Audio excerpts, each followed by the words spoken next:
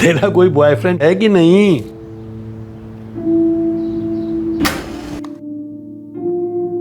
अरे जो करना था, जब करना था, कर तो चुका हूं। कुछ दिन करते करते सालों गुजर गए। गेम मेरे हाथ में।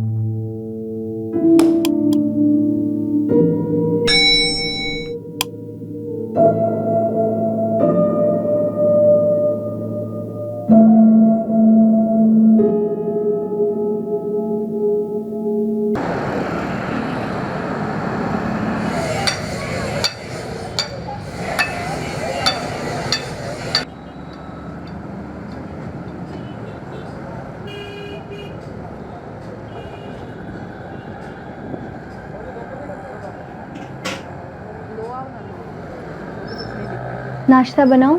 नाश्ता बनाने को बोला मैं तेरे को? चल जा, सुबह सुबह दिमाग खराब मत कर मेरा।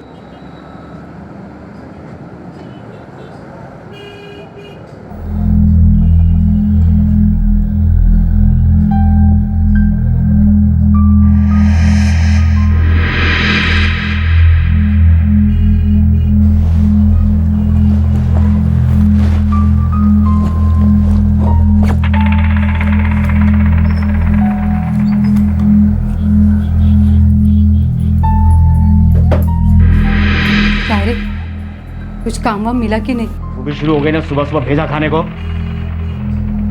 सुनने का शौक है क्या?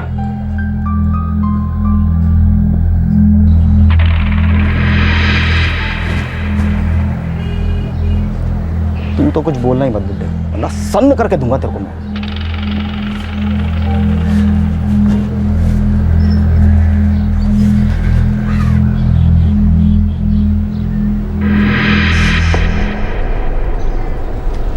ए कह रहा हो सुबह सुबह बंठन के किधर भाई? शाम को एक पार्टी है, एनआर का तू। पार्टी शाम को है और तो हीरो बन के अभी से घूम रहा। अरे एक मस्त काम मिला है, चलता है क्या तू? माल कितना मिलेगा? एकदम सॉलिड। काय म्हणते? 5 मिनट रुक, मैं शर्ट भी पहन के आता हूँ। सुन, एक जोड़ी कपड़ा साथ में ले ले। क्यों? ले ले, बताता हूँ।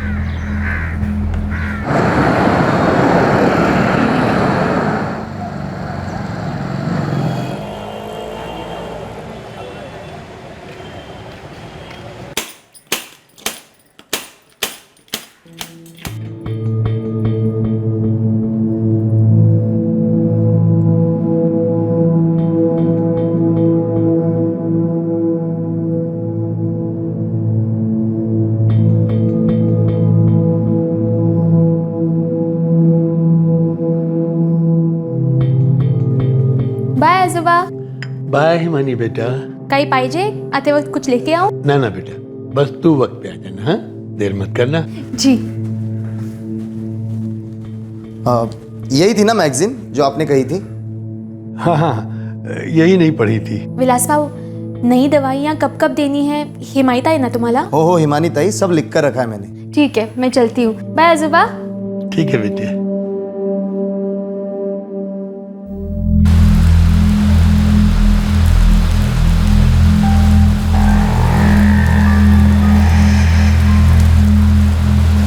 क्या काम करना है कुछ तो बता. चल चक्कर मार के आते हैं. अरे कहाँ करना है, क्या काम करना है, पता तो चले कुछ. हाँ, आगे तक चक्कर मार के आते हैं.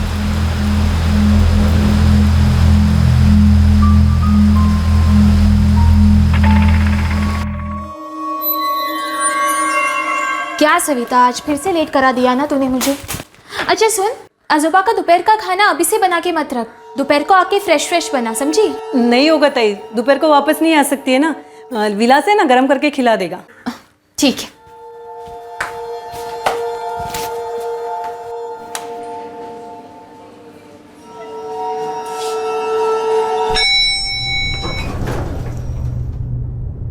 अरे वाह रीमा ताई, बहुत अच्छी लग रही है आज. कुछ स्पेशल है? हाँ, हिमानी आज घर पर पूजा है ना. कौन सी पूजा? ऐसे ही शांति पाठ रखा है.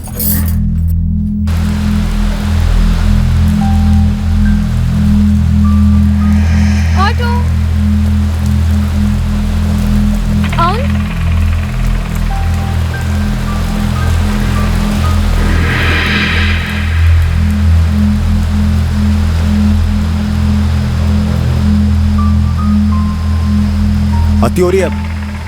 तू बताएगा नहीं, मैं करूंगा नहीं। और ये एक जोड़ी कपड़ा लेने क्या को बोला तूने? अरे रुक ना, थोड़ा सिग्नल तो मिलने दे।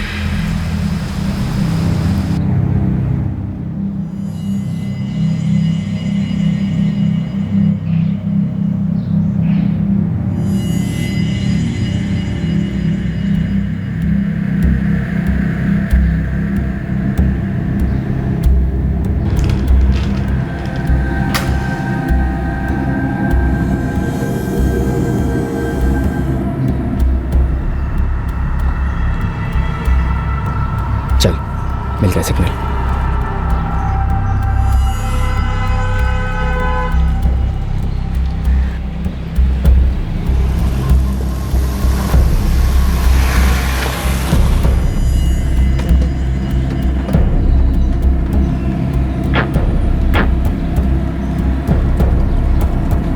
अरे आ गए वो लोग। कैसा है वेणु और गिरीश? नमस्कार काका। अरे गोपाल ये कसं आहे, मजेत ना? मस्त मस्त मस्त नमस्कार नमस्कार आइए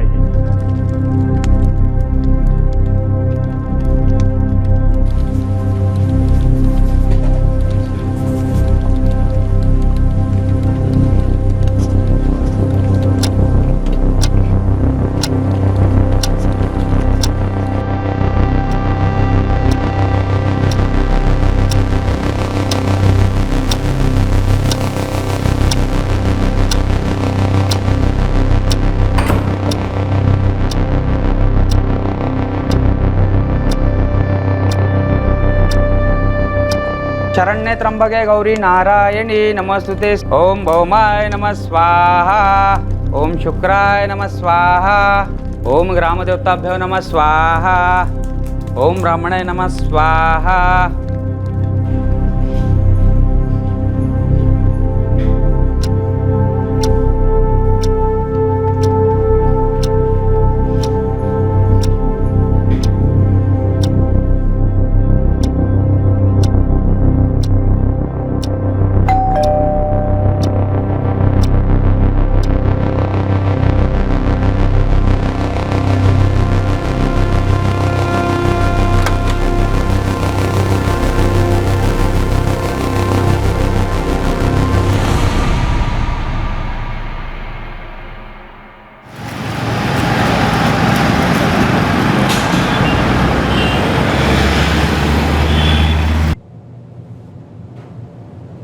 The number you have called is currently switched off.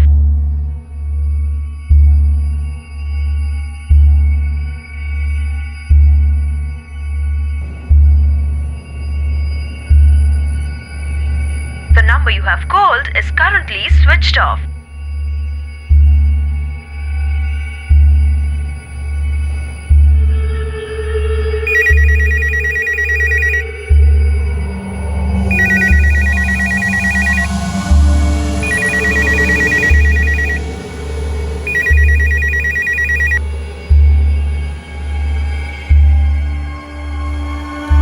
हमने लखानी सेरेमिक्स का बैंक अकाउंट ऑडिट किया है।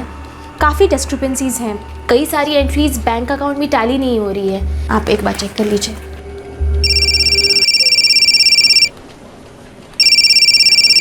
एक्सक्यूज मी, मेरी मम्मी का फ़ोन है, क्या मैं ले सकती हूँ? श्योर। कौन सी एड्रेस मैच नहीं कर रही? हेलो आई, काय झालं? बाबा का फोन स्विच ऑफ आ रहा है और विलास का भी फोन स्विच ऑफ है, पता नहीं क्या हुआ। तो आई बैटरी डाउन हो गई होगी।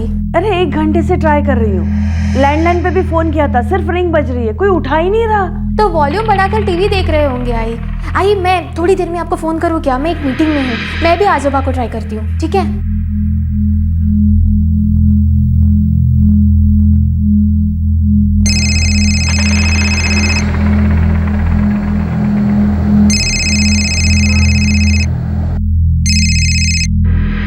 हाँ हिमानी दई। सविता किधर है तू? बी विंग में शर्मा जी के यहाँ। सुन ना, मेरे घर पे एक राउंड मार के आ। काय को? कोई फोन नहीं उठा रहा है, लैंडलाइन भी नहीं, जाके एक बार देख के आना। अच्छा ठीक है, मैं 10 मिनट में जाती हूँ, यहाँ का काम भी लगभग खत्म होने आया, फोन करती है मैं। हाँ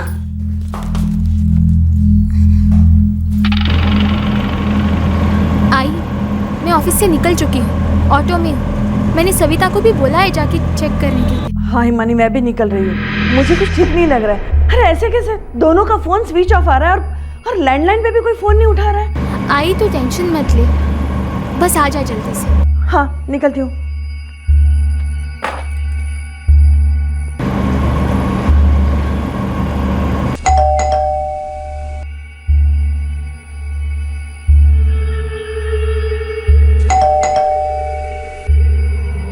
ताई मैंने घर की बेल बजाई लेकिन कोई दरवाजा ही नहीं खोल रहा है। अरे ऐसे कैसे कोई दरवाजा नहीं खुल रहा है? तूने बाहर से आवाज लगाई, नॉक किया क्या दरवाजे पे? हाँ ताई, 6-7 बार बेल बजाई मैंने। तूने बराबर से देखा क्या?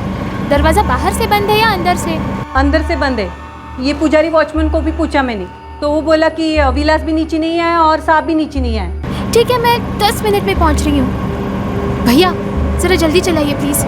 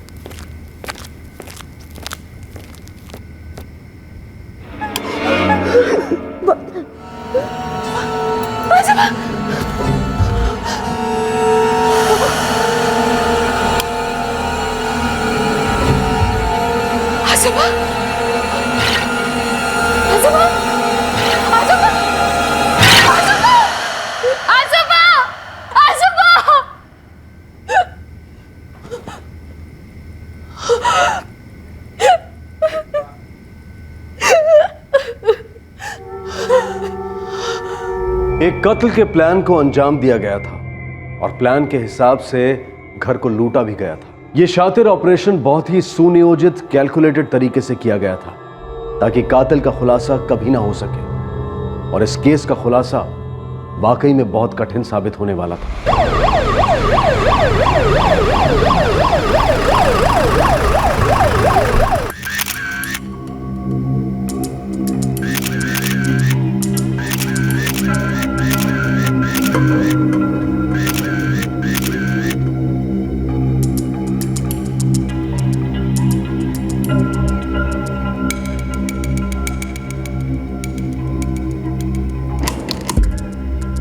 विलास मेरे आजोबा का अटेंडेंट था, उनकी देखभाल करता था। मेघराज जी आपके पिता हैं? जी नहीं, वो मेरे ससुर थे। आपके हस्बैंड कहाँ हैं? उनकी डेथ हो चुकी। 1 साल पहले पापा को हार्ट अटैक आया था, नहीं बचे। आपकी फैमिली में कौन कौन है? मेरे बाबा के बड़े भाई मयंक कुलकर्णी पनवेल में रहते हैं, वो यहाँ के लिए निकल चुके। आप में से कोई बता सकता है कि लॉकर में क्या क्या था?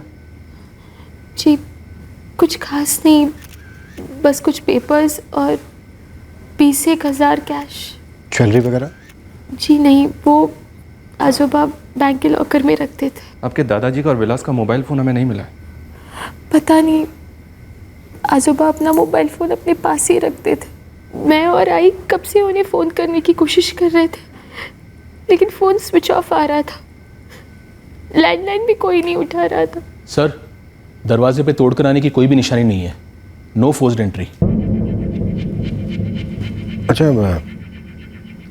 आपके घर की चाबी किस किस के पास रहती है? 2 सेट से, एक मेरे पास रहती है और एक सेट घर में। विलास कभी कुछ बाहर लेने गया तो यूज करता था। मेघराज साहब महीनों में एक आध बार कभी आते हैं नीचे। और विलास? विलास भाव कभी कभी नीचे आते हैं आसपास की दुकान से कुछ लेने। आ जाया था? बास तो नहीं देखा साहब। मेघराज जी के घर में कौन कौन आया था? कोई नहीं आया था साहब। रजिस्टर देख लीजिए, सीसीटीवी भी है सर। चेयरमैन या सेक्रेटरी को बुलाओ। जी साहब। मैं पूरा दिन घर पर ही थी सर। शाम को मार्केट गई थी सब्जियों के लिए। 20 मिनट। अर्चना जी, जब आप पूरा दिन घर पर ही थी तब भी आपने कुछ नहीं सुना? कुछ नहीं सुना सर। वैसे भी वो ऊपर नार्वेकर फैमिली की यहाँ पूजा थी तो श्लोक चल रहे थे जोर जोर से। ये नार्वेकर कौन से फ्लैट में रहते हैं? 503 5वें माले में।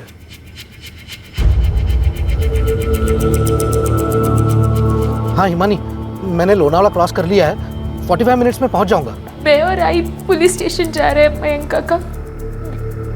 यहाँ घर पे उनकी पूरी टीम है, चेकिंग चल रही है। ठीक है, तो मैं सीधा पुलिस स्टेशन पहुंचता हूँ। आई, मैं विलास के घर वालों को भी बता दूं।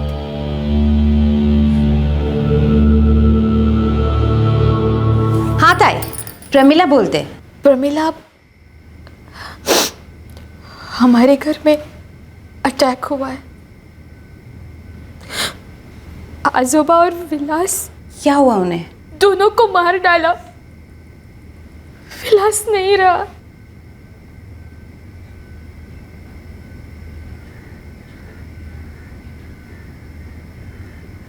प्रमिला, हेलो प्रमिला, प्रमिला।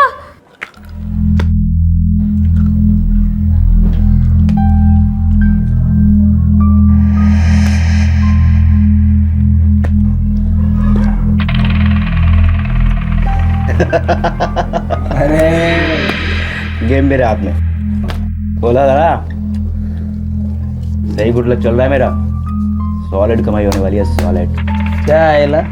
ये रूम मेरा, पार्टी मेरा और पैसे ये घसीट रहा है। अरे कब तक गुड लक चलेगा साले का? अब देख। बहू और पोती पुलिस स्टेशन पहुंच गए? हाँ सर। और वो बड़ा बेटा जो पनवेल में रहता है? मयंक कुलकर्णी, वो थोड़ी देर में पहुंचता ही होगा सर। मोहित, तीनों से बात करते हैं, समझते हैं क्या है क्या नहीं। जी सर। वैसे सोसाइटी की सीसीटीवी फुटेज 2-3 घंटे में मिल जाएगी। कबर्ड में लॉकर को छोड़कर किसी भी चीज़ को हाथ नहीं लगाया गया। और घर में कोई फोर्स्ड एंट्री के निशान भी नहीं है सर। कोई जान पहचान वाला आने वाला था क्या? आई, मयंक काका ने किसी को भेजा होगा क्या?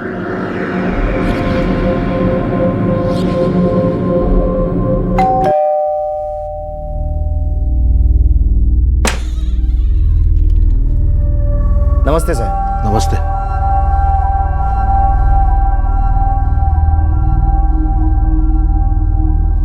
फिर आ गया वही बात करने। ना करूं बाबा, आप तो कुछ कर ही नहीं रहे हो। अरे जो जो करना था, जब जब करना था कर तो चुका हूं। सब दे दिया मैंने। नहीं बाबा, हिसाब से नहीं दिया है। अब मैं अलग रहता हूं, इसका मतलब ये तो नहीं कि मुझसे ज्यादा हक प्रफुल्ल का हो गया। देख बेटा मयंक, अब जो कुछ मेरे पास है मैं उसे अपनी देखभाल के लिए रखूंगा, उसे टच भी नहीं करूंगा। हाँ, एक एफडी मैच्योर होने वाली है और शेयर मार्केट में उछाल आएगा तो शेयर बेचकर तुझे कैश दे दूंगा। आपका शेयर मार्केट तो एक अरसे से उछल ही रहा है। कुछ दिन करते करते सालों गुजर गए। मैं कब तक वेट करूंगा बाबा? अरे मेरे जाने तक तो वेट कर सकता है। 75 बरस का हो गया हूं और कब तक जीऊंगा। ऑफिसर ने कहा कोई जबरदस्ती घर में नहीं घुसा है,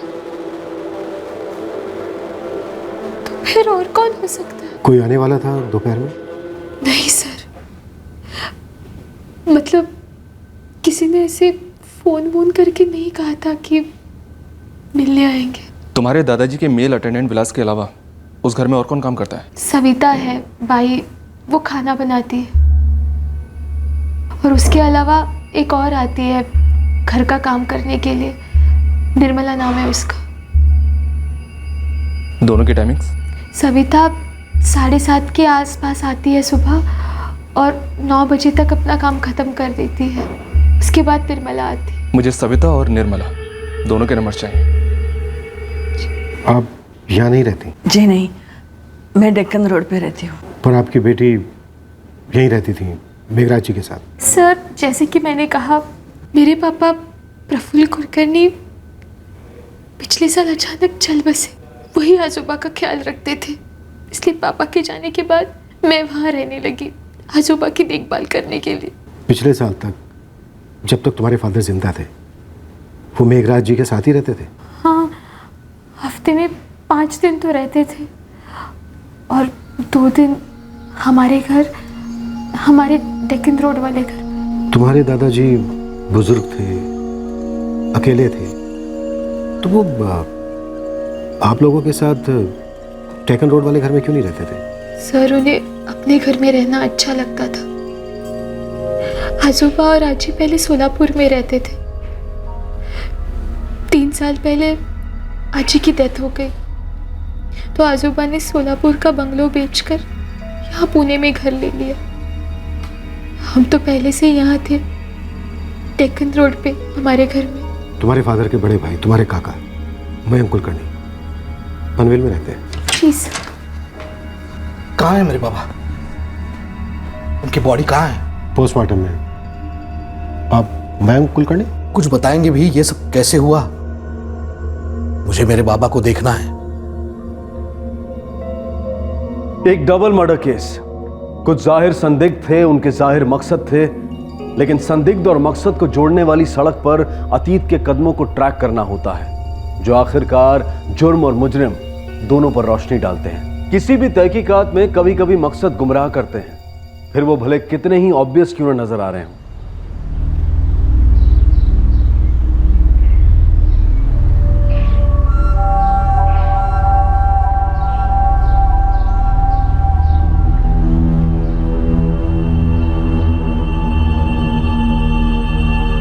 आई,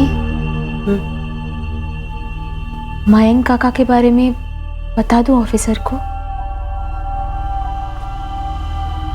हाँ, बता दे। सर, बिल्डिंग की लॉबी में जो सीसीटीवी कैमरा है, पूरी सोसाइटी में बस वही एक कैमरा है। कल सुबह से देर शाम की फुटेज है सर।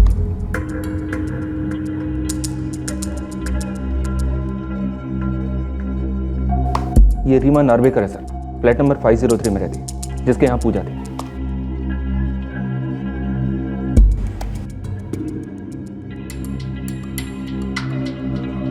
और ये सविता आश्रिका, कुलकर्णी के घर में खाना बनाने वाली, वॉचमैन ने बताया सर। और ये निर्मला है सर, घर के बाकी के काम करने वाली।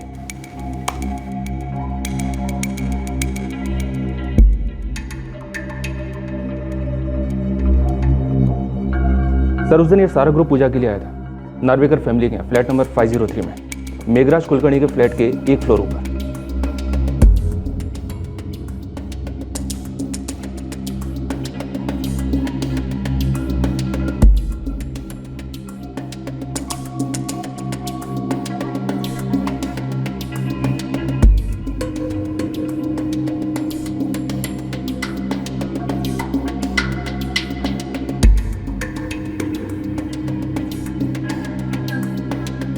सर, मेघराज कुलकर्णी के यहाँ भी कोई नहीं आया बिल्डिंग लॉबी से, और सोसाइटी रजिस्टर में भी कोई एंट्री नहीं है। मोहित हिमानी कुलकर्णी और उसकी माँ को बुलाते हैं और पूछते हैं कि वो इनमें से किसी को पहचानती हैं क्या, जो उस दिन मेघराज कुलकर्णी के घर गया।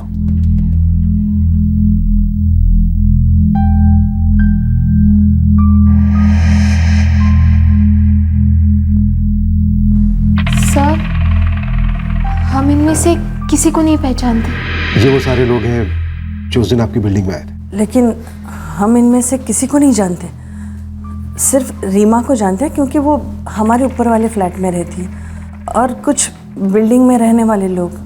और सविता और निर्मला। सविता और निर्मला, ये दोनों शामिल हो सकती हैं क्या? नो सर, वो दोनों ऐसा क्यों करेंगी? तुम्हारे दादाजी का कत्ल हुआ है, उनके अटेंडेंट विलास का कत्ल हुआ है। यह विलास सिर्फ इसलिए मारा गया क्योंकि वो वहां पर मौजूद था। क्या वो विलास को मारने आए होंगे और तुम्हारे दादाजी भी मारे गए? Collateral killing.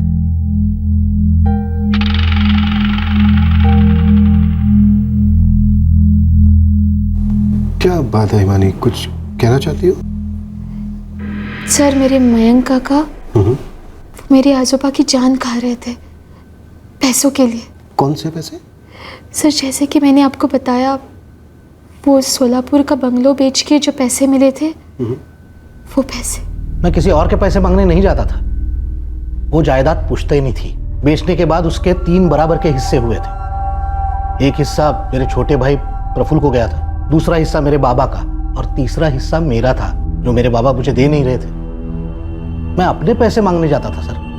जो दे नहीं रहे थे? कुछ दिए थे, लेकिन काफी सारा बाकी था। जो बाकी थे वो नहीं दे रहे थे? नहीं, बाबा कहते थे कि उसकी एफडी बनी है, एफडी मैच्योर होने के बाद दे देंगे, और कुछ पैसे शेयर में डाले थे, तो वो कहते थे कि शेयर के भाव बढ़ेंगे तो बेच बाच कर दे देंगे मुझे अपना हिस्सा। लेकिन ऐसा हो नहीं रहा था सर। मोटे तौर पर आपके बाबा आपको पैसे नहीं दे रहे थे।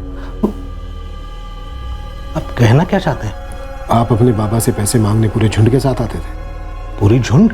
जब आप अपने बाबा से पैसे मांगने आते थे, अकेले आते थे? कुछ लोगों के साथ नहीं आते थे? 2-4 दोस्त आते थे मेरे साथ। झुंड कैसे हुआ? लेकिन कभी आपने हिमानी को इन्फॉर्म नहीं किया कि आप अपने 2-4 दोस्तों के साथ उसके दादा से मिलने आ रहे हैं, और आप हमेशा हिमानी के ऑफिस जाने के बाद ही आते थे। तो आप कहना क्या चाहते हैं? सब उस दिन सुबह के बाद दोबारा वापस वहाँ गई ही नहीं मैं। दरअसल मैं किसी भी दिन सुबह के बाद वापस जाती ही नहीं हूँ साहब। दूसरे घर के भी काम होते हैं ना। उस सोसाइटी में तुम कितने घरों में काम करते हो सर? 4 घर में साहब। उस दिन भी मैं मेघराज साहब के घर से निकली और 3 घर में काम पूरा किया।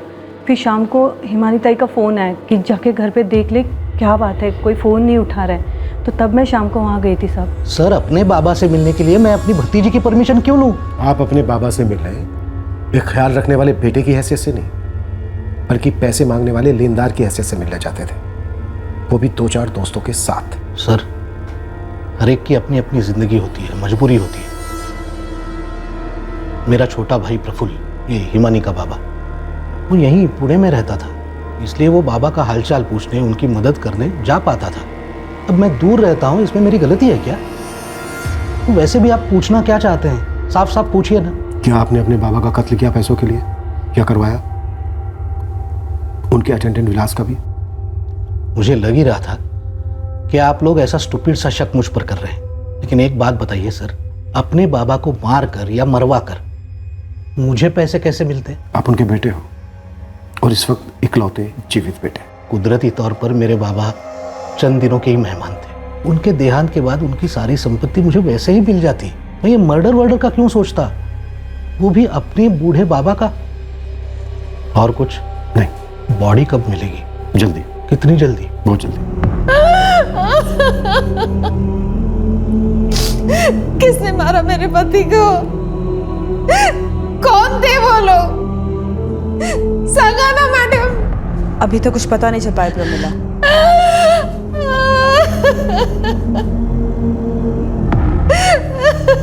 झगड़ा?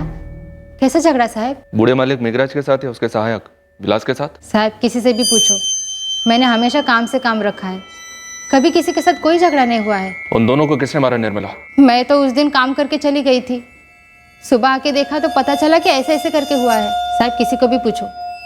6 घरों में मैं डेली काम करती हूँ, लेकिन कभी किसी ने शिकायत नहीं की, गाली नहीं दी, कुछ भी नहीं किया। पर मुझे कैसे पता कि साहब और विलास को किसने मारा? दोनों की मौत के बीच मुश्किल से मिनटों का फर्क रहा होगा। मौत की टाइमिंग डॉक्टर? करीबन दोपहर 12 से 1 के बीच। डाइनिंग टेबल पर खाना लगा हुआ था, अनटच्ड। इस बात की पूरी पॉसिबिलिटी है कि हत्यारे 2 या 2 से ज्यादा थे। मेघराज कुलकर्णी और विलास दोनों का अलग अलग कमरों में कत्ल किया गया, वो भी लगभग एक साथ। सोचने वाली बात यह है कि कातिल फ्लैट में दाखिल हुए तो हुए कैसे?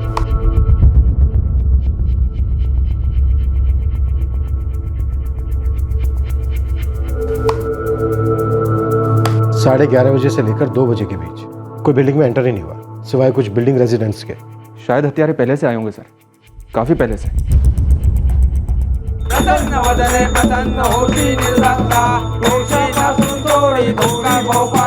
मतलब कोई सिंगल कातिल 2 या 3 या फिर उससे भी ज्यादा ना तो बिल्डिंग में आए और ना ही बिल्डिंग से बाहर गए। जी सर। मोहिते, शायद कातिल अभी भी बिल्डिंग में ही है।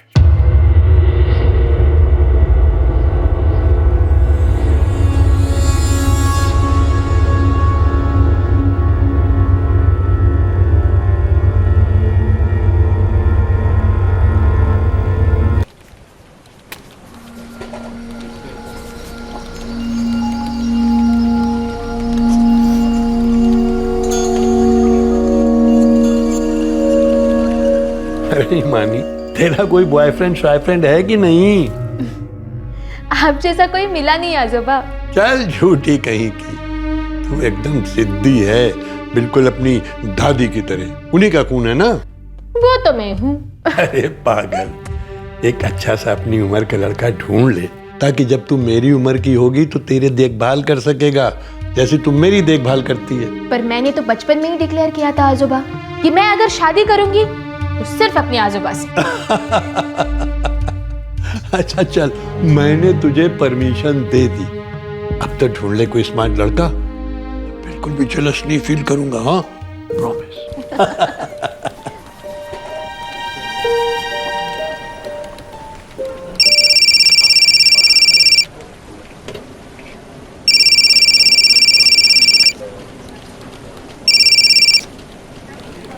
हेलो। तुम्हारे दादाजी और ऊपर के फ्लैट में जो नार्वेकर फैमिली रहती है, उनके बीच कोई अनबन, किसी तरह का कोई झगड़ा था? नार्वेकर फैमिली? उस दिन जिनके घर में पूजा थी, जिस दिन मर्डर हुए। सर, हर 3 महीने में एक बार हमारे घर कोई ना कोई पूजा होती है। एग्जैक्टली आप जानना क्या चाहते हैं? एग्जैक्टली काफी कुछ जानना है हमें, इसलिए फोन पर बात करने के बजाय आप हमारे क्राइम ब्रांच ऑफिस आ जाइए। सर, मैं सब समझ रहा हूँ, लेकिन एक बात कह देता हूँ, मेघराज कुलकर्णी और विलास के मर्डर केस में मेरा या मेरी फैमिली का दूर दूर तक कोई कनेक्शन नहीं। हम भी तो नहीं कह रहे हैं कि कोई कनेक्शन है, हम तो बस आपसे चंद सवाल पूछना चाहते हैं ताकि हमारी गलतफहमी दूर हो जाए, इसलिए आ जाइए। ओके, कब आना है? अभी। कुणाल नार्वेकर और रीमा नार्वेकर से मेरी हाय हेलो से ज़्यादा कभी बात ही नहीं हुई सर, और वो भी लिफ्ट में या कॉलोनी में आते जाते वक्त। आजोबा का उनके साथ ऐसा कुछ हुआ हो, ये मुझे याद नहीं आ रहा। तुम अपने दादाजी के साथ पिछले 1 साल से रहनी थी ना? जी। उससे पहले कभी कुछ हुआ हो? कुछ ऐसा कभी बताया तुम्हारे दादाजी ने तुमसे? नहीं सर, मुझे ऐसा कुछ याद नहीं आ रहा। आखिरकार खूनी पीड़ित के घर में दाखिल कैसे हुए थे और एक्चुअली वो करने क्या आए थे? उन्हें किसी ने बुलाया था या भेजा था? मकसद क्या था उनका? ये केस पुलिस को अचरज में डाल चुका था क्योंकि कोई स्पष्ट मकसद नहीं दिखाई दे रहा था और इसी वजह से मुजरिमों की चाल साफ तौर पर नजर नहीं आ रही थी। लेकिन इस जुर्म के होने के पहले कुछ हरकतें हो चुकी थीं जो लौटकर इस केस को सुलझाने वाली थी।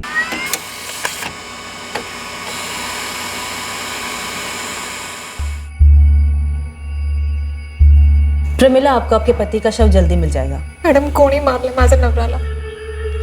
सांगा ना मॅडम, कौन थे वो लोग? अभी कुछ बता नहीं सकते, तहकीकात जारी है। अभी ये पता नहीं चल पा रहा है कि इस कांड में असली निशाना आपके पति थे या उनके सेठ। आप बताइए प्रमिला, आपके पति को कौन मारना चाहता था? मुझे इस वक्त कुछ याद नहीं आ रहा है।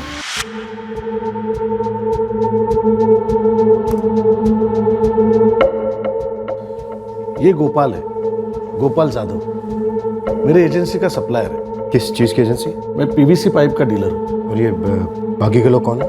ये रवि शेट्टी है, ये गिरीश पवार है, ये वेणु है, ये सारे मेरी एजेंसी के सप्लायर्स हैं। और ये दोनों कौन है समझ में नहीं आ रहा है। ये दो की तो सिर्फ पिक दिख रही है।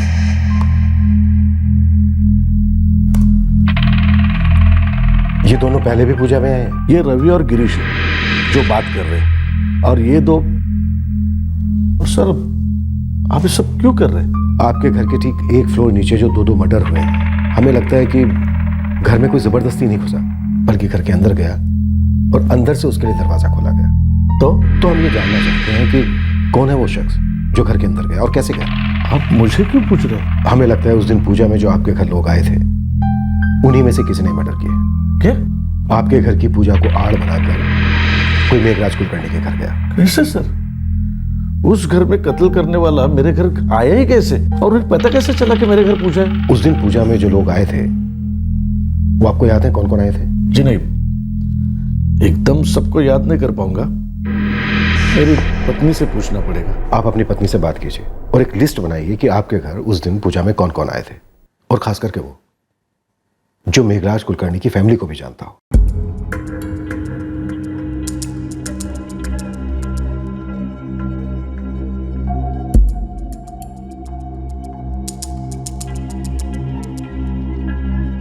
The number you have called is currently not reachable. Speed up cab services में आपका स्वागत है।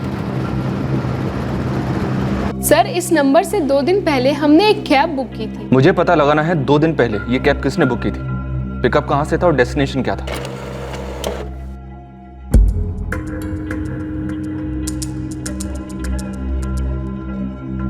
सर, मेघराज कुलकर्णी के नंबर से एक कैब बुक की गई थी।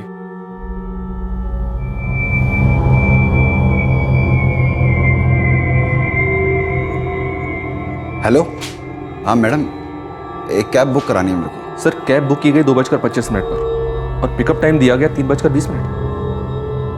55 मिनट का कैब। इस कैब ड्राइवर महेश राज ने अपने मोबाइल नंबर 44453789 से मेघराज कुलकर्णी के फोन पर 3 बार कॉल किया सर। एक 2:45 पर, दूसरा 2:55 और तीसरा 3:05। और बुकिंग करने वाला था निखिल चौहान। जी हाँ सर। सर, हो सकता है ये निखिल चौहान और शायद उसके साथीदार 3:20 तक वहीं इंतजार करते फ्लैट में। 3:20 तक नहीं, 3:15 तक, क्योंकि पूजा खत्म होने के बाद 3:15 बजे नार्वेकर के घर से लोग बाहर आए। निखिल चौहान और उसका साथीदार पूजा खत्म होने का इंतजार कर रहे थे। वो भीड़ में शामिल हुए ताकि सीसीटीवी कैमरा में अलग से ना दिखे। इस वक्त हमारे पास एक ठोस लीड है, निखिल चौहान। और कैब ड्राइवर महेश राज। एक बात तो पक्की है मोहित, उस दिन मेघराज कुलकर्णी के घर पर कम से कम एक कत्ल करने की प्लानिंग तो की गई, या फिर खुद मेघराज कुलकर्णी। सिवाय लॉकर के घर में किसी भी चीज को नहीं छुआ गया, किसी भी चीज को डिस्टर्ब नहीं किया गया। लॉकर वाली कबर्ड में भी कुछ और नहीं ढूंढा गया, उसका सिर्फ लॉकर लूटा गया। शायद हत्यारे पूरे घर से अच्छी तरह से वाकिफ थे सर। वैसे कॉम्बिनेशन तो और सारे हो सकते हैं इस केस के, पर मुझे लगता है कि असली टारगेट मेघराज कुलकर्णी था और लॉकर को लूटना महज एक दिखावा है सर। असली मकसद तो कत्ल करना था। अपोजिट भी उतना ही मुमकिन है मोहित। हो सकता है असली टारगेट विलास भोसले था। मेघराज कुलकर्णी सिर्फ इसलिए मारा गया क्योंकि उस वक्त वो वहां पर मौजूद था, और लॉकर गुमराह करने के लिए लूटा गया। सर, इस केस की एक और थ्योरी हो सकती है। ये विलास भोसले उस एक या दोनों के साथ मिलकर मेघराज कुलकर्णी को मारकर घर लूटना चाहता था। उसने उन दोनों को अंदर लिया, उन लोगों ने मेघराज को मारा और लूट के दौरान कुछ ऐसा हुआ होगा कि उन लोगों ने विलास को भी मार दिया। मोहित, लॉकर में सिर्फ 20,000 रुपए थे। अब इतनी छोटी सी रकम के लिए इतनी बड़ी प्लानिंग, 2 मर्डर। मोहित, एक काम करते हैं, कैब ड्राइवर को उठाते, शायद ये हमें निखिल चौहान तक ले जाएगा। कहीं ऐसा ना हो सर, ये निखिल चौहान नाम ही झूठा हो। जो आदमी विक्टिम के घर में बैठकर उसी के मोबाइल फोन से कैब बुक करने की डेयरिंग कर सकता है, मुझे नहीं लगता वो झूठा नाम यूज करेगा। हो सकता है उसका असली नाम निखिल चौहान है।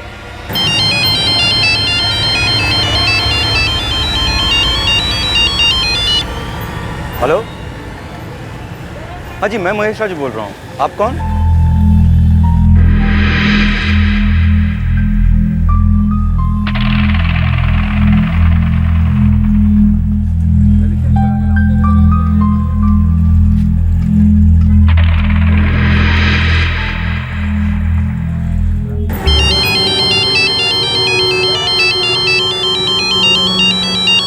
हेलो, हाँ जी, मैं महेश राज बोल रहा हूँ। महेश राज तेरा असली नाम है? हाँ सर। 3 दिन पहले 3:20 पर सने मार्ग कोरेगांव पार्क से तूने 2 आदमियों को उठाया था। हाँ सर, हिंजेवाड़ी की पार्टी थी।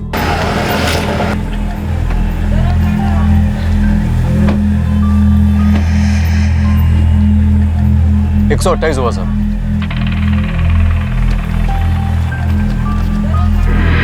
जिन 2 लोगों को तूने ड्रॉप किया वो दोनों हमारे सस्पेक्ट्स हैं, एक डबल मर्डर केस में। ये दोनों दिखते कैसे थे महेश राज? बोलिए, बता उनका। वो मेरा ध्यान तो गाड़ी चलाने में था, वो उन दोनों को तो ठीक से देखा तक नहीं मैंने साहब। उन दोनों के बीच कोई बात हुई थी? कुछ भी याद है कुछ? नहीं साहब। महेश, तूने 3 बार उसको कॉल किया था जिसने कैब बुक की थी। पहले 2:45 को, फिर 2:55 को और उसके बाद 3:05 को। ऐसा क्यों? वो साहब, बुकिंग में उन्होंने मुझे साने मार्ग बोला था, मगर डिटेल एड्रेस मुझे पता नहीं चल रहा था, इसलिए मैंने प्रॉपर एड्रेस जानने के लिए उनको कॉल किया था। तो उन्होंने मुझे कहा कि तू वहीं पे रुक जा। वहीं रुको, हम आ रहे हैं। साहब जल्दी आइए, देखिए हमको 15 मिनट से ज़्यादा वेट करना अलाउड नहीं है। और ऐसे ही वेटिंग चलता गया साहब। और मैंने उनको 3 बार कॉल भी किया था, तो उन्होंने मुझे कहा कि तू वहीं पे रुक जा। और इसीलिए मैं कंपनी में फ़ोन करने ही वाला था, लेकिन उसी वक्त वो लोग वहाँ पे आ गए।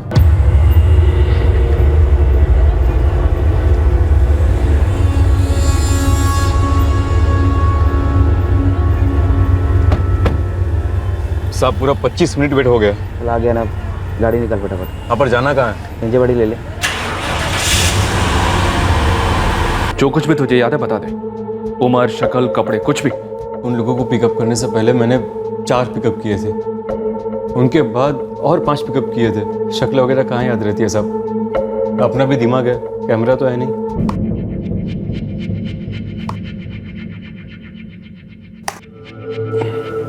ये देख, इनमें से कोई था?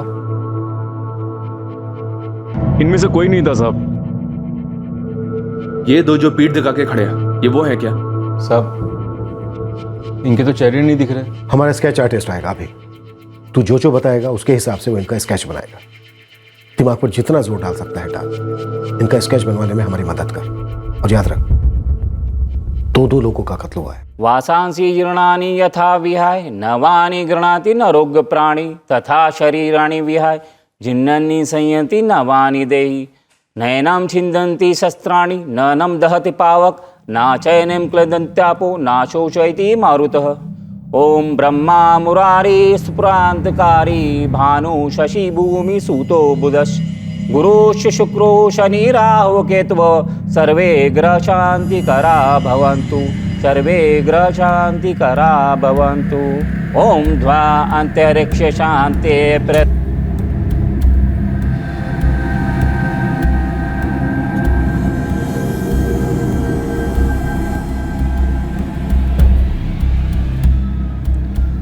रीमा, पोलीस तुला फोन करणार आहेत वो सीसीटीव्ही फुटेज में लोगों को पहचानने के लिए।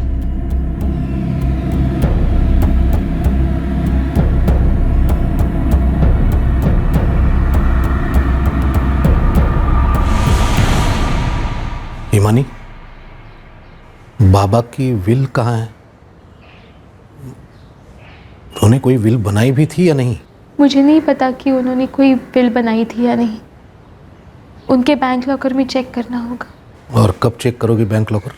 मयंक काका, 13वीं तो हो जाने दो। इतने दिन मैं यहाँ रुक नहीं सकता, अगले 3 दिन मैं हूँ यहाँ।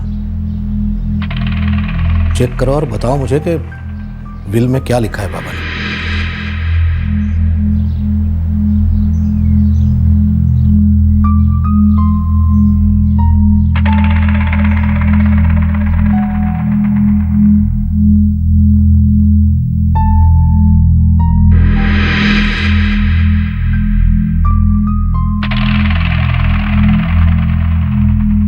काय म्हणतात पोलीस? कह रहे कि उन्हें मालूम नहीं विलास और उसके सेठ मेघराज को किसने मारा। तेरे से कुछ बात हुई पुलिस की? कोई सवाल पूछे उन्होंने?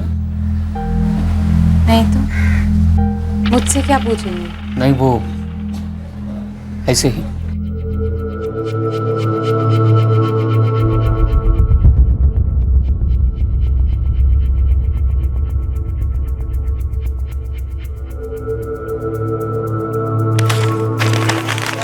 ऐसे नहीं चलेगा, तो सोचो, जोर दो, कुछ तो याद करो। साहब मैंने उनको ठीक से देखा ही नहीं, तो क्या ठीक से बताऊं और क्या दिमाग पे जोर डालूं? सर, मयंक कुलकर्णी के कॉल रिकॉर्ड्स में शक करने जैसा कुछ नहीं है। मतलब तगड़ी प्लानिंग की असली कातिल ने? जी हाँ सर, और ये कैब ड्राइवर भी ज़्यादा कुछ काम का नहीं लगता है। हिस्ट्री शीटर से बात हुई? जी हाँ सर, कम से कम 2 दर्जन हिस्ट्री शीटर को राउंड अप किया है, पर किसी ने भी ऐसी सुपारी की कोई खबर नहीं सुनी। इस वक्त हमें इतना मालूम है कि 2 कातिल थे, जिसमें से एक का नाम था निखिल चौहान। अब ये नाम असली है या फर्जी, ये भी नहीं मालूम। वही थे, उनके लिए दरवाजा खोला गया था। एक बात और है सर, मेघराज को चलने में तकलीफ होती थी, और विलास के होते हुए वो दरवाजा क्यों खोलता? लेकिन जब इन दोनों ने बेल बजाई तो दरवाजा खोला विलास ने। सिर्फ उनके लिए घर का दरवाजा खोला ही नहीं गया, बल्कि घर के अंदर एंट्री भी दी गई। या तो ये हो सकता है कि उससे किसी ने कहा हो कि वो लोग आने वाले हैं, उनके लिए घर का दरवाजा खोले, घर में एंट्री दे। या फिर ये भी हो सकता है कि उसने खुद उनको बुलाया। वैसे सर, विलास के कॉल रिकॉर्ड्स में कोई अजीब कॉल्स नज़र नहीं आ रहे हैं। उसने सारे कॉल्स या तो अपनी पत्नी प्रेमला को किए हैं या फिर अपनी मेम साहब हिमानी को, जो शायद काम से किए गए। अगर हम मान लें कि असली टारगेट विलास भोसले था, तो फिर मकसद क्या था? सर, हो सकता है विलास और ये दोनों दोस्त हों, ये इन तीनों की जॉइंट प्लानिंग हो, साजिश हो। ये तीनों लूट के लिए घर में पहुंचे और जब इन लोगों ने देखा कि लॉकर में सिर्फ 20,000 कैश है, तो उस बात को लेकर इन तीनों में कोई अनबन हो गई और उन दोनों ने मिलकर विलास को मार दिया और उसके बाद मेघराज कुलकर्णी को, क्योंकि वो गवाही दे पाता। या फिर पहले मेघराज कुलकर्णी को, उसके बाद विलास को। या फिर सर, ये पैसे का मामला है ही नहीं, कोई अफेयर शफेयर का मामला? उसकी पत्नी प्रेमिला सर, उससे बात करते हैं। जरूर करते हैं। दूसरी पॉसिबिलिटी, अगर असली टारगेट मेघराज कुलकर्णी था, तो क्या मकसद हो सकता है? सर, उसका बेटा अब भी हमारे शक के दायरे में है। बेटे को प्रॉपर्टी के सेल के पैसे चाहिए थे जो बाप उसे दे नहीं रहा था। और हिमानी? हिमानी क्लीन लगती है? लगती तो क्लीन है सर, लेकिन ये पैसों का लालच अच्छे अच्छों को मैला कर जाता है।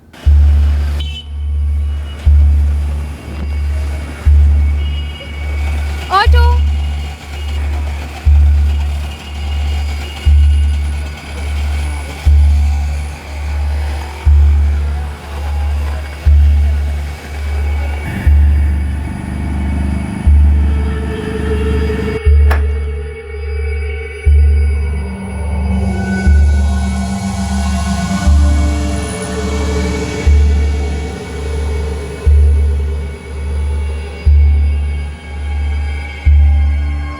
वो दो लोग कौन थे का क्या मतलब है इंस्पेक्टर?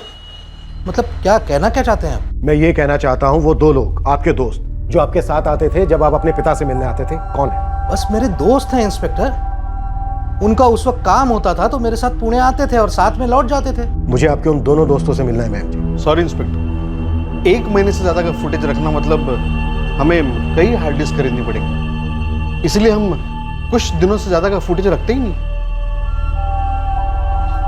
सॉरी सर, मुझे उन लोगों के बारे में नहीं मालूम जो मयंक काका के साथ आते थे। मेरे घर पे होते हुए तो वो लोग नहीं आते थे ना। इसका मतलब तुम्हारे मयंक काका जिन दो लोगों को हमारे सामने पेश करेंगे, हमें मान लेना होगा कि वही दो लोग थे। अब इसके बारे में मैं क्या कह सकती हूँ सर? वो तो आरजूबा थे और विलास भाव, जो उन लोगों को जानते थे जो मयंक काका के साथ आते थे। पर अब वो दोनों ही नहीं रहे। मेरी भतीजी गेम खेल रही है। उसने पुलिस को बोला है कि मेरे साथ मेरे दो दोस्त आते थे पापा से मिलने, इसलिए अब पुलिस तुम दोनों से मिलना चाहती है। पुलिस को क्या कहेंगे भैया?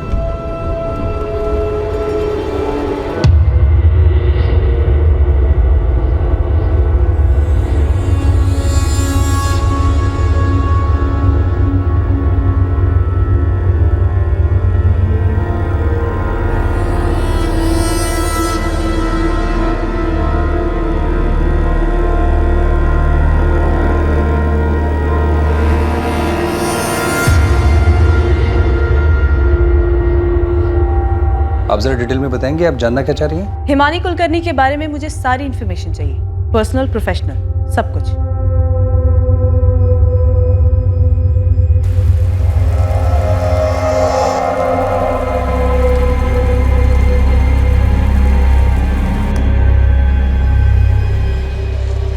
सर, मुझे नहीं मालूम ये दोनों कौन है। स्ट्रॉन्ग डाउट है हमें, यही दोनों हैं जिन्होंने मेघराज कुलकर्णी और विलास भोसले का कत्ल किया है। दरअसल रीमा जी उस दिन ही आपकी पूजा मंडली के साथ अंदर दाखिल हुए ताकि सीसीटीवी में पता ना चले। फिर कत्ल करने के बाद काफी देर तक ये कुलकर्णी के फ्लैट में इंतजार करते रहे और जैसे ही आपके घर की पूजा खत्म हुई और भीड़ नीचे आने के लिए बाहर निकली तो ये दोनों भी उसी भीड़ में शामिल हो गए, सीसीटीवी को पीठ दिखाकर। सर, मैंने पहले ही कहा था कि उस दिन हमारे घर में काफी लोग आए थे। ऐसे में मुश्किल होता है कि सब पर नजर रखना या फिर पूछना कि भाई आप कौन हो। ऐसा भी हो सकता है कि पूजा शुरू होने के बाद कोई आकर बैठा हो, या फिर ऐसा भी हो सकता है कि हमारे घर कोई आया ही ना हो, बाहर ही हो।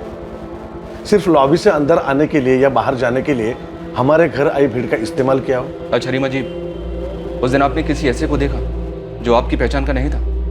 मेरा मतलब जैसे देखकर आपको खटका हुआ कि ये कौन है और आपकी पूजा में क्या कर रहा है। नहीं सर, मैं भी तो मेरे हस्बैंड के साथ पूजा में ही बैठी थी, और अगर कोई ऐसा होता तो अभी तक आपको बता दिया होता। उस दिन आपके घर में जितने भी लोग आए थे, आप उन सब की एक लिस्ट बनाइए। मुझे उन सब की सारी डिटेल्स चाहिए, उनके फोन नंबर, उनके पते और उनका आप लोगों से क्या रिश्ता है।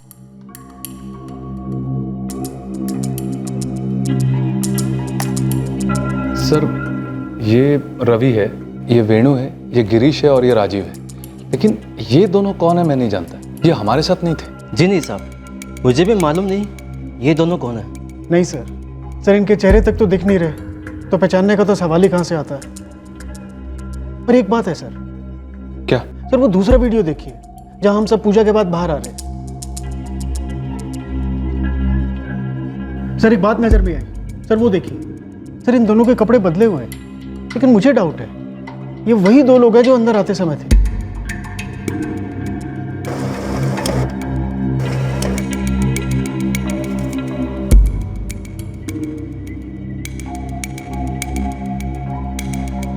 हमारी नजर से चूक गया सर, लेकिन जब गिरीश ने बताया तब पकड़ में आया। ये दोनों वही हैं, बस कपड़े चेंज हैं। कपड़ों पर खून के दाग लग गए होंगे, इस वजह से चेंज किया होगा। जाहिर है सर, ये प्लान मर्डर था। ये लोग अपने साथ एक्स्ट्रा कपड़े लेकर आए थे, काम किया, कपड़े चेंज किए और उसके बाद भीड़ में शामिल हो गए। गारंटी इन लोगों को पता था कि पूजा होने वाली है, इस तरह से अंदर जाना है और इस तरह से बाहर निकलना है। कत्ल तो इन दोनों ने ही किया है, लेकिन मास्टरमाइंड कातिल कोई और है। सर हिमानी और उसकी माँ गायत्री दोनों का बैकग्राउंड चेक किया, लेकिन सर शक करने जैसा कुछ मिला नहीं। और सर कांस्टेबल स्मिता को विलास भोसले की पत्नी परमिला की ड्यूटी पर लगा दिया था, लेकिन सर वहां भी कुछ खास नहीं मिला। कहीं ना कहीं से कुछ ना कुछ तो मिलना चाहिए। अभी तक ना हमें कातिलों का पता है और ना ही कत्ल के मकसद का। हमें मालूम है सर कि ये एक प्लान मर्डर था और 99% विलास ने ही उन दोनों कातिलों के लिए दरवाजा खोला है। विलास या तो इनसे मिला हुआ था या फिर इन्हें जानता था। शायद ये दोनों कातिल इस घर में पहले भी आ चुके थे। मैं निकल रहा हूँ, काम पे जाना है। मैं अभी थोड़ी देर और सोऊंगा। तुम दोनों तो अभी शाम तक उठने वाले हो नहीं, आके मिलता हुआ।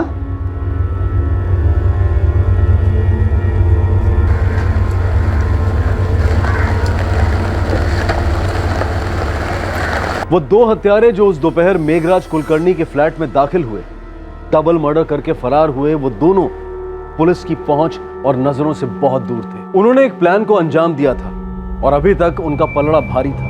वो दोनों पुलिस की रडार में तो थे, लेकिन पुलिस को उन तक पहुंचने में बहुत देर लगने वाली थी। लेकिन अब इन दोनों की मोडस ऑपरेंडी, जुर्म के लिए अपनाया गया तरीका पुलिस के सामने लगभग आ ही चुका था। ऑटो कौन?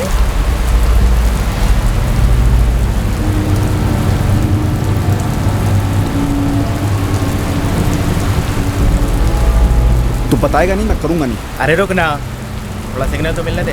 वो घर कम वाली निकली है ना, इसका देख और घर कम वाली निकलेगी। ये जो लेडीज गई अभी यहाँ से, उसका फ्लैट है क्या? तो अब बता दे, क्या काम उठाया तुमने? सदा उतावला मत हो।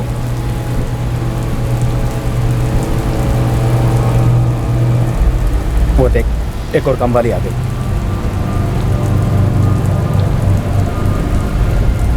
ये उसी घर में काम करती है।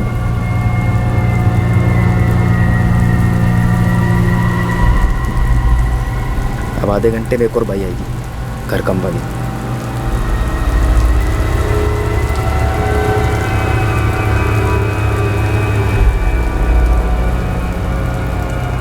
अब जब ये बाहर निकलेगी, वो होगी अपनी हरी झंडी। तो भाई, इस काम के लिए कितना पैसा मिलेगा अपने को? तो पहली बार कर रहा है क्या? तो शांति रखना, तुझे भी अच्छा रोकड़ा मिलेगा।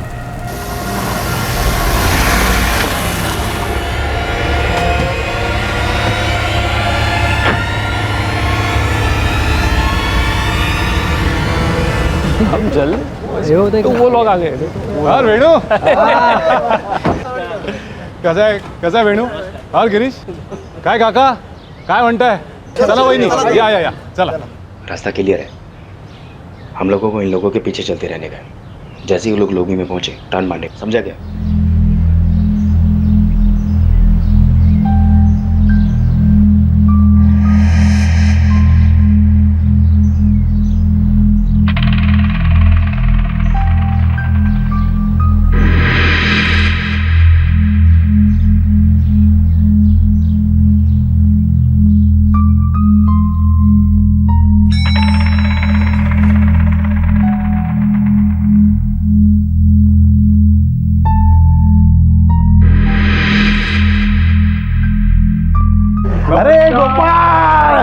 ये मस्त मस्त मस्त नमस्कार नमस्कार आइए आइए। यार हम लोग क्या कर रहे हैं, कुछ तो बोल। चलना। ओम भौमाय नमः स्वाहा, ओम शुक्राय नमः स्वाहा, ओम ब्राह्मणे नमः स्वाहा, ओम कुलदेवताभ्यो नमः स्वाहा, ओम सर्व शांति शांति शांति करिसे, ओम सर्व शांतिभ्यो नमः स्वाहा, ओम इष्ट देवताभ्यो नमः स्वाहा, ओम ग्राम देवताभ्यो नमः स्वाहा।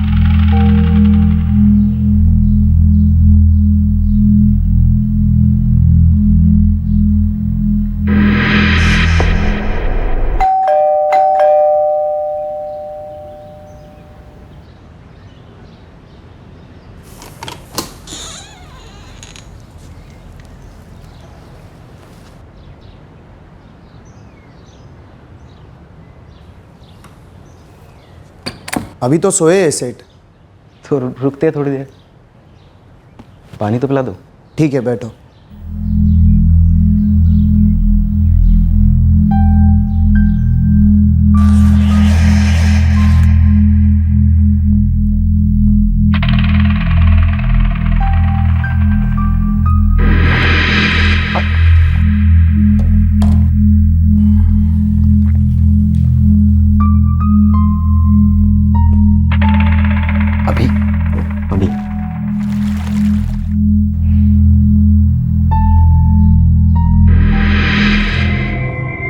तो बोल दे, तू एक जोड़ी कपड़ा तैयारी में लेकर आया, मेरे को बोला लाने के लिए। इधर आकर 2-2 गेम बजाए हमने। क्या सिर्फ 20,000 रुपए के लिए? हैं भाई, अब बता दे किसने दिया सुपारी, कितने की दिया सुपारी? निखिल सुन, ऊपर पूजा खत्म होने तक हम लोग इधर ही वेट करेंगे। उसके बाद जैसे ही वो लोग निकलेंगे हम लोग उन लोगों में शामिल हो जाएंगे। नीचे जो CCTV कैमरा लगे हैं ना, उनमें हम दिखेंगे नहीं ठीक से, बरोबर ना?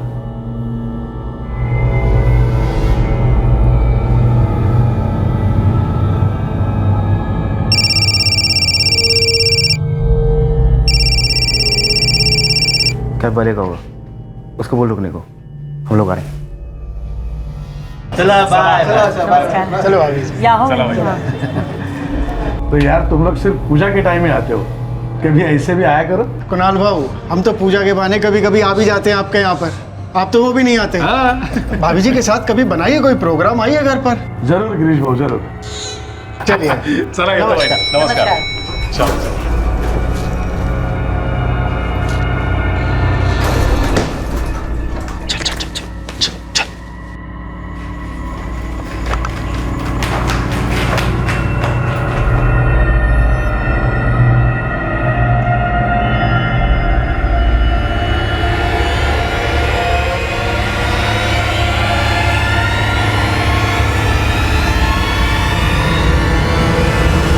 दोनों हत्यारों में से एक ऐसा था जिसे मालूम नहीं था कि उसे हत्या में शामिल होना है और क्यों हो रही है हत्या। वो मुख्य हत्यारे से बार बार सवाल कर रहा था, जबकि मुख्य हत्यारा बड़े ठंडे दिमाग से अपना काम किए जा रहा था। हत्याकांड के बाद पुलिस भी इन सवालों के जवाब ढूंढ रही थी। कत्ल क्यों किए गए और किसके कहने पर किए गए।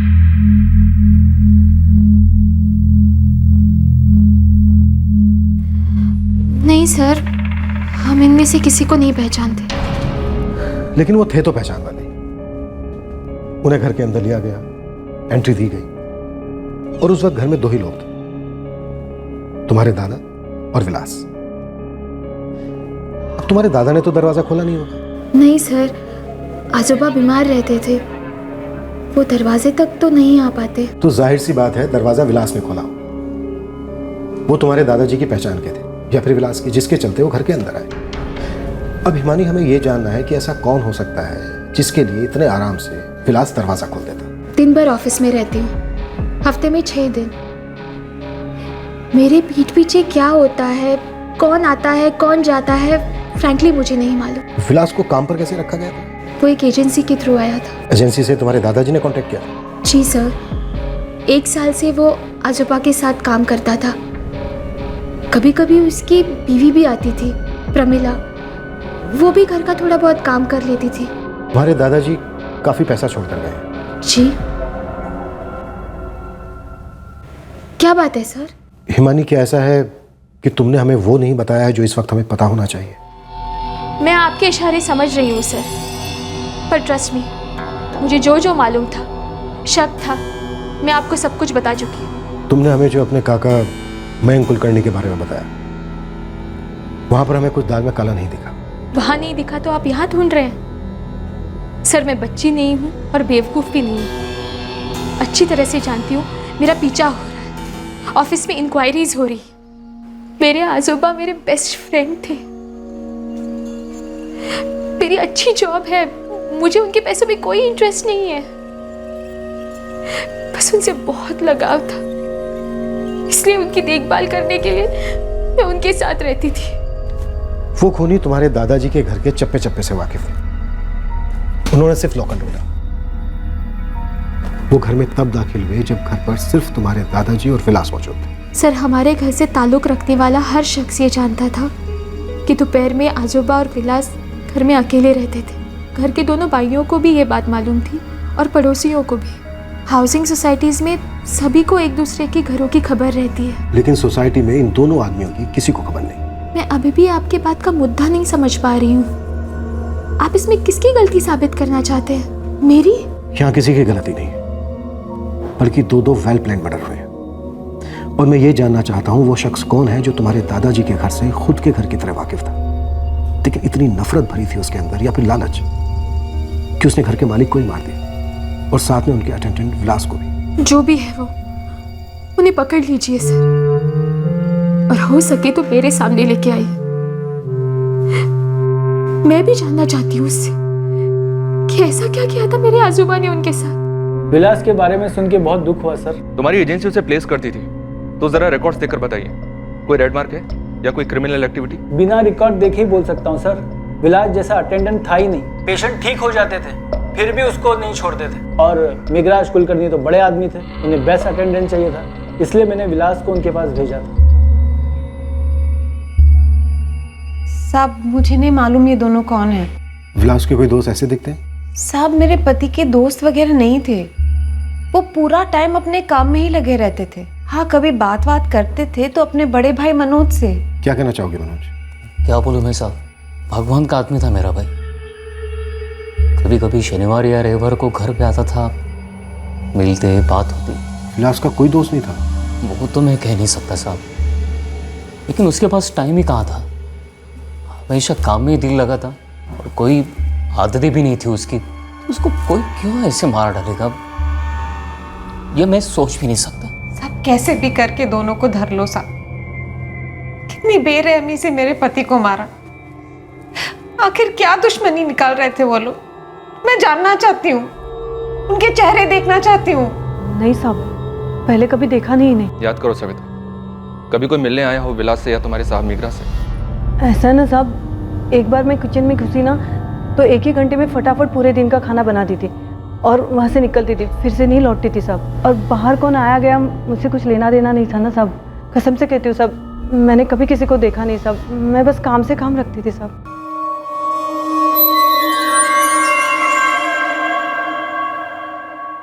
सच कहता हूँ, हमारी पूजा में ऐसा कोई नहीं दिखा जिसे हम जानते नहीं, लेकिन सीसीटीवी में जो है वो थोड़े अजीब लगते हैं, हमारे यहाँ नहीं थे। और दरअसल हम लोग पूजा के काम में बहुत बिजी भी थे। कितनी अजीब बात है ना, वॉचमैन ललित भी यही बता रहा था कि उसने भी उन दोनों को कभी नहीं देखा। पर ऐसा कैसे, मतलब कोई आता है चुपके से खून करता है, आराम से चला जाता है, किसी ने कुछ देखा नहीं सुना नहीं।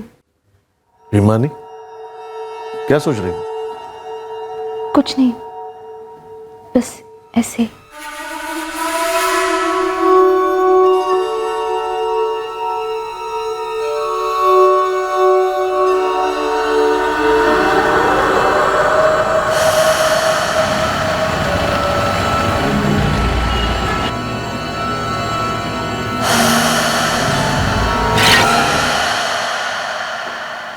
नहीं साहब, कौन है ये? किसी दिन तुम्हारे सेठ के घर पे आए थे ये लोग, सेठ से मिलने या विलास से मिलने? नहीं देखा साहब, मैं तो काम करके निकल जाती थी। अच्छा, विलास से तुम्हारी कभी तो बात हुई होगी, घर में कोई झगड़ा हुआ था या कोई अनबन? कभी ना कभी कुछ तो कहा होगा उसने, याद करो। सब काम करते करते इधर उधर की बात होती थी, मगर घर काम के बारे में, लेकिन ज़्यादा नहीं, क्योंकि सेठ जी बिगड़ जाते थे। बिगड़ जाते थे मतलब? उन्हें पसंद नहीं था मैं और विलास एक दूसरे से बात करें। उनको लगता था हम काम नहीं कर रहे, गप्पा लड़ा रहे हैं, तो फिर डांट देते थे। अब उनके बात का बुरा नहीं मानते साहब। तुम डांट का बुरा नहीं मानते थे, पर तुम्हें ये कैसे पता कि विलास भी बुरा नहीं मानता था? विलास ने कभी तो तुम्हें कहा होगा। कभी कोई शिकायत की उसने सेठ के खिलाफ तुमसे? नहीं साहब, विलास तो एकदम सीधा साधा आदमी था। सेठ के बात का बुरा नहीं मानता था वो। उस नालायक जैसा नहीं था। कौन नालायक? वही परशुराम भाऊ का लड़का, बेवड़ा, एक नंबर ही कामचोर। ये परशुराम भाऊ कौन? विलास के पहले ना वो यहाँ काम करते थे, उनका लड़का आता था, सर में दर्द था, वो एक काम ढंग से नहीं करता था। मैंने परशुराम भाऊ को भी बोला था आपका लड़का कोई काम ही नहीं करता, फिर सेठ जी ने भी उसको निकाल दिया काम से। फिर विलास आ गया। घर में काम करने वाली निर्मला से पुलिस को मिली ये एक खबर इस केस का ब्रेक थ्रू साबित हुआ। अतीत का एक साया रोशनी में आया था। केस का एक ऐसा पहलू सामने आया था जो अब तक इन्वेस्टिगेशन की रेंज में ही नहीं आया था। लेकिन इस खबर के मिलने के बाद केस तेजी से आगे बढ़ा और बहुत कम समय में सुलझ गया।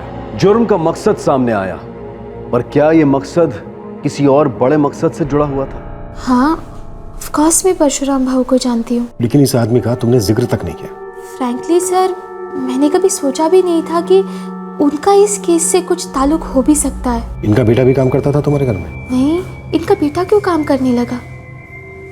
परशुराम भाऊ आजोबा के अटेंडेंट थे, शायद उनका बेटा कभी आया होगा घर पे, पर मैं तो घर पे नहीं रहती थी।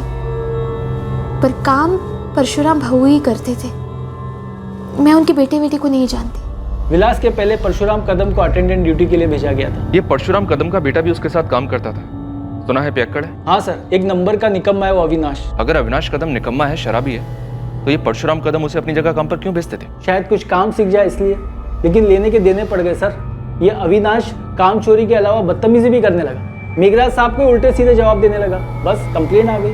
अविनाश, अविनाश, अविनाश! क्या हुआ दादाजी? ये अविनाश कहाँ मर गया? वो तो सो रहा है। उठाओ उसे और उठाकर उसे मेरे सामने बुलाओ। अविनाश, ये हो क्या रहा? तो शराब की बू कैसी आ रही है तुमसे? बू आ रही है? कहाँ आ रही है बू? निर्मला ने अपनी आंखों से देखी शराब की बोतल रसोई में। अरे उसने पीते हुए देखा क्या? जूस था वो ऐसे ही कान भरती रहती है और आप शुरू हो जाते हो। और तू ड्यूटी के वक्त सो कैसे सकता है? दादू, काय पाइजे तुला? मेरा सर दर्द से फटा जा रहा है, मुझे अपना सर दबवाना था। अरे अभी तो दबाया था थोड़ी देर पहले सर तुम्हारा। तो क्या कोई एहसान किया मुझ पर? देख अविनाश, तू हद से बाहर जा रहा है। बुला बुला अपने बाबा को फोन करके यहाँ, अभी की अभी। मेघराज जी देखिए, शांत हो जाइए। आपकी तबीयत के लिए इतना चिल्लाना ठीक नहीं है सर। अरे अगर मेरी तबीयत की फिक्र होती ना तुम लोगों को, तो ऐसे नालायक आदमी को काम करने के लिए नहीं भेजते मेरे यहाँ। सर मैं अभी परशुराम से बात करता हूँ, अभी बात करता हूँ सर। कोई जरूरत नहीं प्रकाश परशुराम से बात करने के लिए, उससे मेरी बात हो चुकी है। वो कह रहा था कि अविनाश ऐसे ही है, माफी मांगने लगा मुझसे। कह रहा था धीरे धीरे काम करते करते सुधर जाएगा। अरे मैंने यहाँ कोई सोशल सर्विस सेंटर बना रखा है शराबियों को नशा छुड़ा करके उनको सुधारने के लिए। अरे मैं एक बूढ़ा बीमार आदमी हूँ, मुझे अपनी मदद के लिए एक ढंग का अटेंडेंट चाहिए, जो तुम मुझे नहीं दे सकते हो। तो शहर में और भी एजेंसीज हैं। नहीं सर, ये परशुराम अविनाश को अब भी रिप्लेस कर देता हूँ और उसकी जगह पे आपको बेस्ट अटेंडेंट देता हूँ। और सर मैं प्रॉमिस करता हूँ आगे से आपको कोई शिकायत नहीं होगी। ठीक 2 दिन के बाद परशुराम कदम को रिप्लेस करके विलास को भेज दिया मैंने काम पर। प्रकाश, मुझे इस परशुराम कदम का एड्रेस चाहिए। ठीक है सर, अभी SMS करता हूँ। और बाप बेटे दोनों के फोटोग्राफ भी, जल्द से जल्द।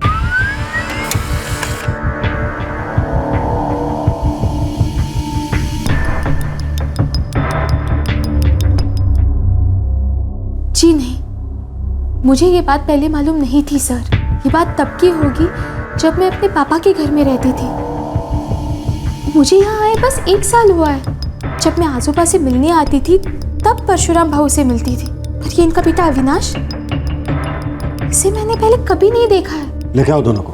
5 दिन से उसने घर पे मुंह नहीं दिखाया साहब, हम सब परेशान हैं। अविनाश के सारे दोस्तों के नाम और पते बताओ। उसका तो एक ही दोस्त है साहब, दारू। जो उसको दारू पिलाता है दोस्त बना लेता है, शराबी कहीं का। वैसे इस बार क्या कर दिया साहब उसने? मेघराज कुलकर्णी और विलास भोसले, नाम सुना ही होगा। जी बिल्कुल, मैं उनके यहाँ काम करता था। सुना है उनका मर्डर हो गया है। हाँ, और इन दोनों के मर्डर में तुम्हारा बेटा अविनाश सस्पेक्ट है। अगर तुम उसे कहीं भी छिपा रहे हो तो बता दो, ये डबल मर्डर है। ये क्या कर दिया अविनाश ने? परशुराम जल्दी पता बता उसका। अगर मुझे पता चलेगा तो आपके पास घसीट कर लाकर डाल दूंगा साहब। हमारे आदमी तुम्हारे घर पे और तुम सब पे नजर रखेंगे। बस एक बात याद रखना, उसकी मदद की तो कानून से तुम्हें कोई मदद नहीं मिलेगी।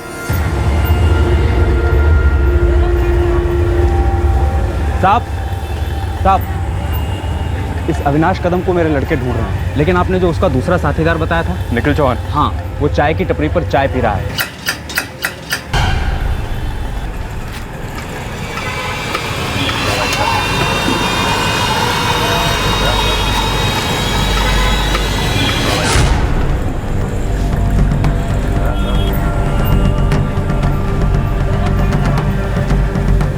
भाई ज़्यादा साहब, कैब बुक करनी है इंजीवाड़ी के लिए। तेरा दोस्त अविनाश कहाँ है? बोल, कहाँ है अविनाश? साहब मैं बता रहा हूँ साहब, मैं बता रहा हूँ साहब। नहीं। सबसे पहले ये बोल कि अविनाश का है। साहब वो उसका दोस्त है साहब, रजनीश। हम लोग उधर ही छुपे हुए थे साहब, और वो भी 5 दिन से उधर ही सो रहा है साहब।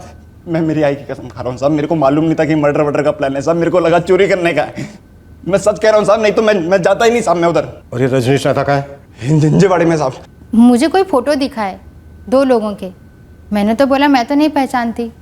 फिर पूछा घर में कोई झगड़ा वगैरह हुआ था क्या? मैंने बोला हाँ, परशुराम भाऊ के लड़के अवी को लेकर एक दिन गर्मा गर्मी हुई थी।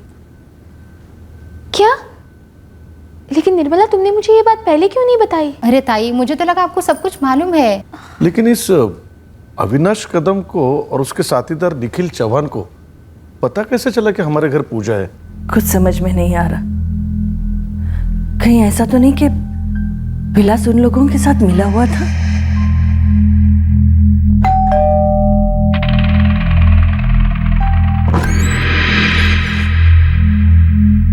कितना पिएगा और कितना सोएगा अविनाश?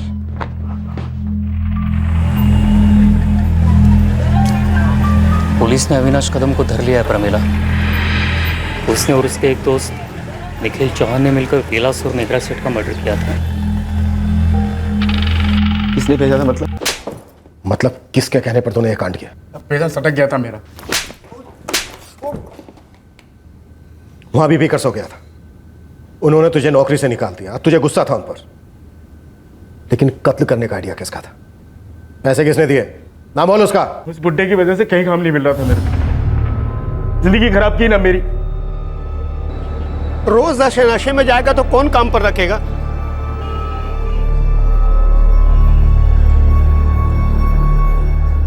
अरे मूर्खा, शर्म कर। कितने साल मैंने मेघराज सेठ की सेवा की, तेरे को काम पे लगा।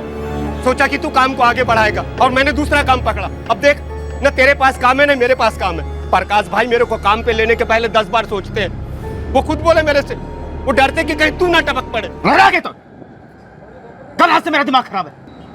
चाय पीने दे अब तू। खराब कर रख दिया।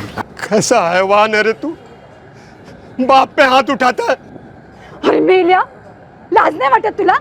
बापावर हात उचलतोस? घुमा मेरा बेजा। फिर किसी ने लाख पट्टी की ना, काम मिलेगा या नहीं, नशा छोड़ेगा या नहीं, तो दांत फोड़ दूंगा थोड़े से, जिप कर दूंगा प्लेट से। अगर तूने बुड्ढा बुड्ढी की साइड ली तो तेरी एक हड्डी तोड़ दूंगा मैं। समझ लगी नहीं? समझ लगी नहीं? कहीं भी कोई काम नहीं दे रहा था मेरे को। 50 बार तो प्रकाश भाव के ऑफिस के चक्कर काटे, वो भी तू तड़क से बात करने लगा मेरे को। दूसरी एजेंसी फोन किया, वहां भी खबर पहुंच गई थी। इस बुड्ढे के कारण कहीं कोई काम नहीं दे रहा था। मेरी लाइफ खराब कर दी थी इस मेघराज कुलकर्णी।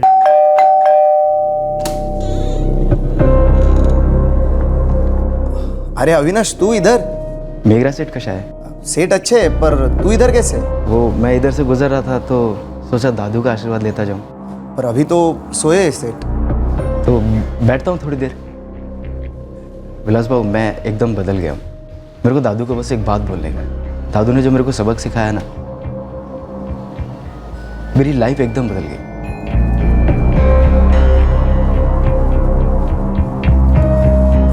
मैं देखता हूँ वो उठे कि नहीं। विलास ने जब दरवाजा खोलकर अविनाश और उसके दोस्त को अंदर आने दिया, उसे ये बिल्कुल ही मालूम नहीं था कि अविनाश के इरादे क्या हैं। इसकी वजह से मेरी लाइफ में पनौती लग गई। तो मर्डर के बाद तो मेरी लाइफ में पनौती लग जाएगी ना। ऐसा कुछ नहीं होगा बे। बुड्ढे का फ़ोन ले, टैक्सी वाले को फ़ोन कर और टैक्सी बुक कर। इस विलास को भी सबक सिखाना था मेरे को। इसकी वजह से भी कई काम नहीं मिल रहा था मेरे को। तू सबक सिखाएगा? तू? हाँ, 24 घंटे नशे में रहता है, अपने माँ बाप पर हाथ उठाता है, 2 कत्ल कर चुका है, तू सबक सिखाएगा? मोहिते, दोनों का स्टेटमेंट ले लो और तगड़ी चार्जशीट फाइल करना, ताकि अदालत भी इन्हें अच्छे से सबक सिखा सके।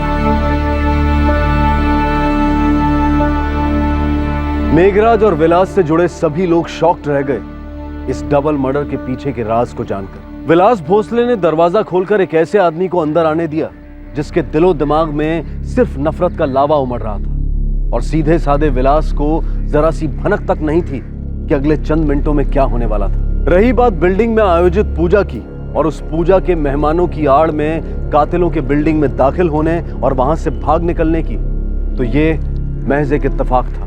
अविनाश ने लोगों को बिल्डिंग के अंदर जाते हुए देखा और उसी वक्त सोच लिया कि इसका फायदा उठाया जाए, और वाकई में इस वजह से पुलिस को उन तक पहुंचने में देर हुई।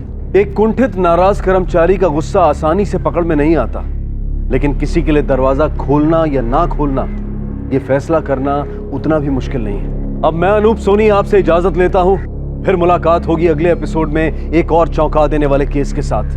तब तक सुरक्षित रहें और सतर्क रहकर एक अच्छे नागरिक का फर्ज अदा करें, और देखते रहें क्राइम पेट्रोल सतर्क। सबक एक को सीख हम सबको। जय हिंद। इस तरह के और भी एपिसोड देखने के लिए हमारे चैनल को सब्सक्राइब करें और बेल आइकन दबाना ना भूलें।